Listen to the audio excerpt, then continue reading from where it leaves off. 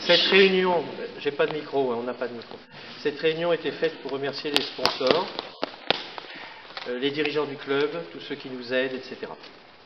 Mais surtout les sponsors, et puis faire un petit topo. Et je suis très content d'accueillir M. Courceau, donc, qui est le plus gros sponsor du club. Hein. Bon, et qui nous aide beaucoup sur le plan des installations, etc.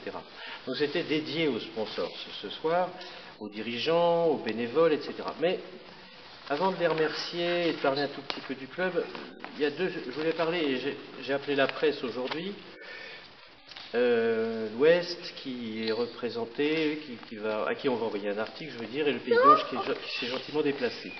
Parce qu'il y a deux sujets qui me tracassent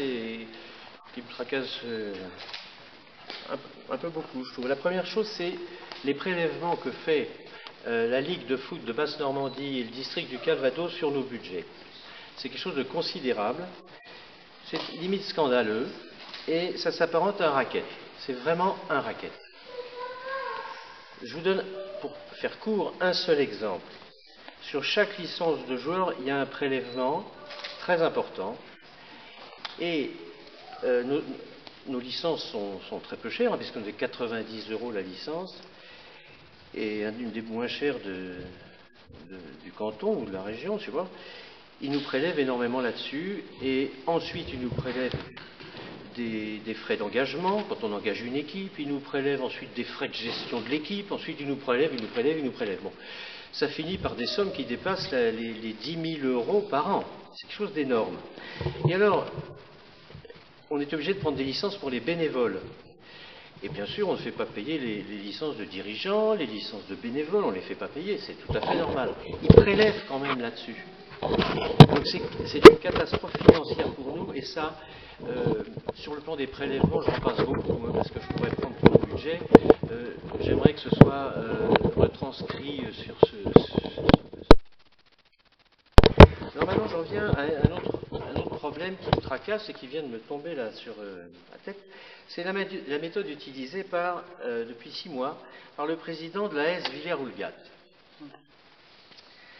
Alors j'ai pris beaucoup de contacts ces jours-ci avec des maires, notamment Philippe Augier, avec des présidents de clubs, etc. J'aurais dit, parce que moi sur nous tombe ce soir, ou il y a quelques jours, la démission de 2 joueurs importants, très agréables, jeunes, formés au club, dont un formé au club. Et là, ça a du mal à passer, surtout qu'on est prévenu par le site Footéo, par la Ligue, etc. Alors, depuis que ce monsieur est arrivé à la tête de l'AS Villers, j'ai fait le dos rond, j'ai vu tout ce qui se passait. Il a débauché donc 2 joueurs, et il a déjà décapité complètement le club de Deauville, l'ASTD. Il a complètement décapité. Il a pris des joueurs, il a pris des éducateurs, etc. Il s'est intéressé au club d'Honfleur, il a pris des gens. Et maintenant, il s'attaque au petit club, parce que moi je me considère quand même petit club. Un petit club sans défense, parce que ses moyens financiers sont absolument considérables. Je ne diffame pas, je dis rien, c'est écrit sur Facebook, et sur le site du club. On connaît ses subventions, c'est 100 000 € par an pendant 4 ans. Voilà le contrat. 100 000 €, je ne vais pas les demander à M. Courceau. Je ne vais pas les demander à mes sponsors, c'est impossible. On ne peut pas lutter contre ce genre de budget. C'est un budget absolument énorme. Donc on est sans défense. Et ces moyens sont donc considérables. Et je n'ai pas les reins assez solides pour lutter contre ça. Donc il en profite forcément, hein, sur les petits clubs, il va prendre les très bons joueurs, etc. Et je vais vous dire, c'est pas fini. Il y en a d'autres qui sont en attente dans d'autres clubs qui sont demandés par Villers, mais les clubs ne signent pas la sortie du joueur. Alors, j'ai appelé Philippe Augier, hein, le maire de Deauville, il m'a dit d'en parler ce soir, monsieur le journaliste, et toi Manu, pour dire quand même notre désarroi quand même, et les méthodes utilisées. Alors, le club de Villers, moi j'ai toujours eu de très bons rapports, je lui souhaite la réussite, je lui souhaite tout ça, comme je souhaite la réussite des grands clubs autour d'Deauville, etc. On est très bien entouré, hein, et des succès qui montent de division, hein. Mais alors, j'ai du mal à comprendre que des joueurs aient une motivation sportive pour aller jouer dans des clubs qui sont en division inférieure à nous. N'est-ce pas? Le club de Villers est de division inférieure à Deauville, à Honfleur et à Pont-l'Évêque. Les joueurs vont quand même dans ce club. Pourquoi? Alors on se pose la question, les maires et moi-même, les présidents d'Intercom, etc., les présidents de club, on se pose la question, est-ce que c'est pour des histoires de finances? Est-ce que c'est pour ça? Ce qui serait regrettable quand même. Donc, voilà. Je vais vous donner un exemple sur la méthode de ce président. Le club de Deauville a un sponsor important, très important, c'est un restaurant dans Deauville. Le président de Villers a invité 80 joueurs à dîner, à ses frais, dans ce restaurant, qui est le principal sponsor de Deauville. Vous avez toutes les photos sur Facebook. Et les 2 joueurs de Pont-l'Évêque, qui se partagent un superbe plat, et tout le monde est là, 80 joueurs, chez le principal sponsor de Deauville. Alors, manière peu élégante, très peu élégante, moi c'est pas du tout mon truc. Ça en dit long quand même sur la moralité de ce monsieur. Si demain il est foutu de venir à la crêperie d'une de nos petits sponsors très sympathiques d'Estelle Ardillon avec 80 personnes. Bon, Estelle, elle va pour sponsoriser Villers. 80 personnes vont venir acheter tout à Intermarché. Intermarché va sponsoriser Villers. Les Lego, ils vont tous. Villers va acheter des tas de Lego. Et nous, on est cuits, nous. Ils ont des moyens financiers absolument énormes. Donc, je pensais aussi à l'opticienne de Pont-l'Évêque. Tous les binoclars de Villers vont venir acheter leurs lunettes à Pont-l'Évêque. Ça, vous pouvez le faire sauter de binoclars, parce qu'ils ne sont pas binoclars à Villers. Hein. Bon, voilà la mentalité. Ça me dépasse complètement. C'est pas du tout mon truc. Hein. Alors j'ai donc contacté, comme je le disais, plusieurs présidents, maires élus. Je suis content que vous soyez là parce qu'on ne s'est pas encore parlé. La Ligue de foot Basse-Normandie, parce que le reste connaît bien ce personnage aussi, afin qu'un échange ait lieu. Je voudrais qu'on se réunisse et qu'on en parle. Donc voilà, tranquillement. Alors je le dis, je l'ai écrit ça sans haine, aucune vis-à-vis de ce club, hein, bien sûr. Mais je le dis avec beaucoup de tristesse de voir des jeunes prometteurs quitter mon club sans même me prévenir. Sans même me prévenir. Je ne suis pas un président méchant. Je peux dialoguer, je suis un homme de dialogue, sans même me prévenir. On le sait par le site Footéo, qui s'en vont, qui demandent, même à leurs entraîneurs, rien, pas un mot, on le sait comme ça. C'est très brutal.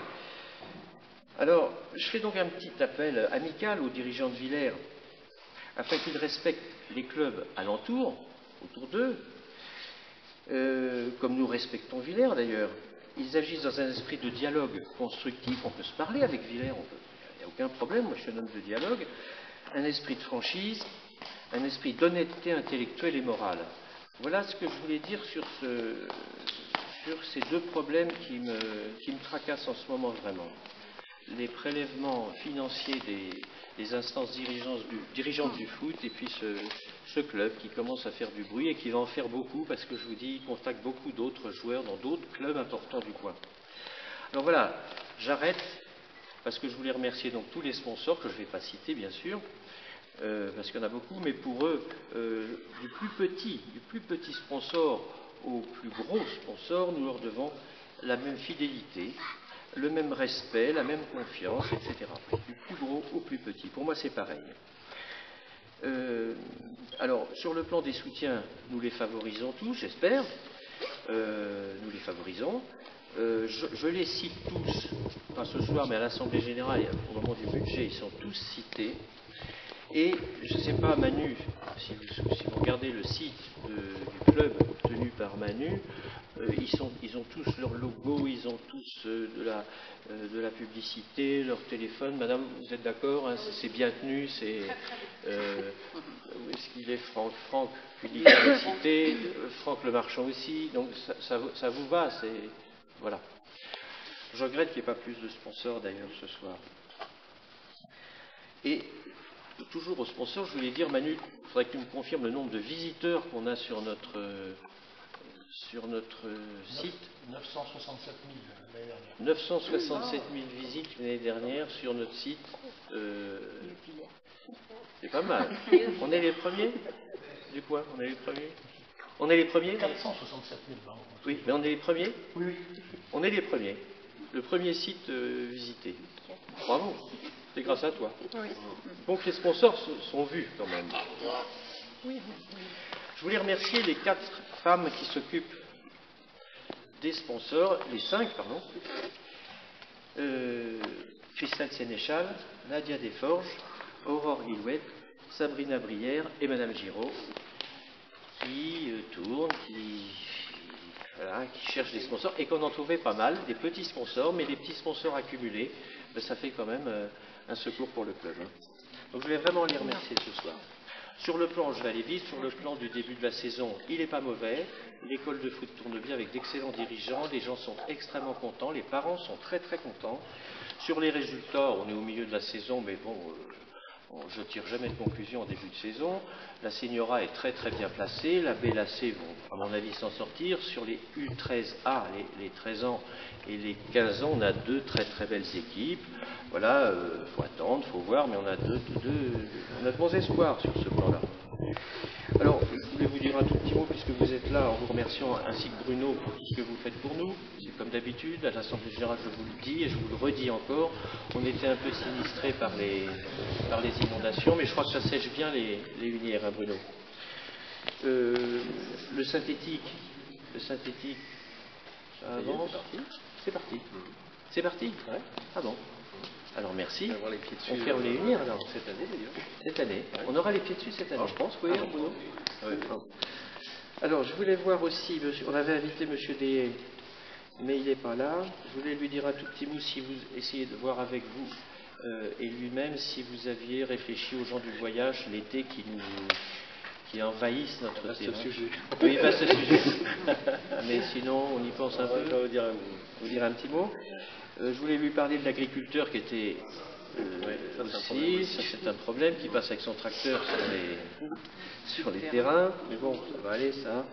Et je voulais lui demander, encore une fois, ça, vous pouvez le noter parce que je le dis à chaque fois, mais bon, il ne m'écoute pas, parce que M. Deshaies fasse la gratuité pour le marché couvert pour les associations comme la nôtre qui sont à but non lucratif. Vous voyez ce que je veux dire? Bon, c'est pour nous, quand on fait une foire à tout, on paye 80 €. 80 € x 3, ça fait 240 € par an. Voilà, je le dis à chaque fois, mais bon, du temps que j'étais élu avec André Desperrois, le marché couvert, on était tous les ans un petit déficit de 10-15 000 €. Bon, c'est rien.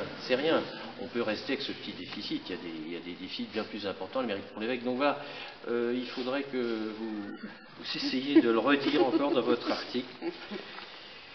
Voilà. Bien. Je crois que c'est tout. Il a dit plein de choses. Hein? Il y a dit plein de choses. Ah oui, c'était génial. Oui, c'est tout. C'est tout. J'arrête. Bravo, et puis...